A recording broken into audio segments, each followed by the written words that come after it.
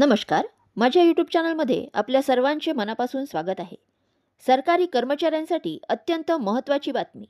सेवानिवृत्तीचे वय वाढणार आणि 60 वरून थेट 62 वर्ष होणार. याचा फायदा महाराष्ट्रातील कर्मचाऱ्यांना देखील होणार. सरकारी कर्मचाऱ्यांसाठी एक अत्यंत महत्त्वाची आणि दिलासादायक बातमी समोर येत आहे. केंद्र सरकार लवकरच मोठे बदल करण्याच्या तयारीत आहे.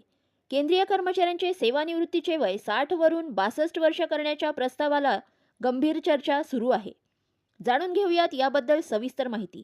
त्यापूर्वी चॅनलला नवीन असाल तर लाईक करायला विसरू नका, सबस्क्राईब करायला विसरू नका, नवीन अपडेटसाठी बेल आयकॉनला प्रेस करायला विसरू नका आणि माहिती आवडल्यास आपल्या सहकारी मित्रांना शेअर करायला देखील विसरू नका. सेवानिवृत्तीचे वय 60 वरून 62 वर्ष करण्याचा प्रस्ताव आता अंतिम टप्प्यात आहे. तो लवकरच केंद्रीय मंत्रिमंडळाच्या बैठकीत मंजुरीसाठी मांडला जाणार आहे. या प्रस्तावाला मंजुरी मिळाल्यास लाखो सरकारी कर्मचाऱ्यांसाठी एक मोठी बातमी ठरणार आहे. केंद्रीय कर्मचाऱ्यांच्या सेवानिवृत्तीचे वय वाढवण्यामागे वाढलेले सरासरी आयुर्मान हे महत्त्वाचे कारण आहे.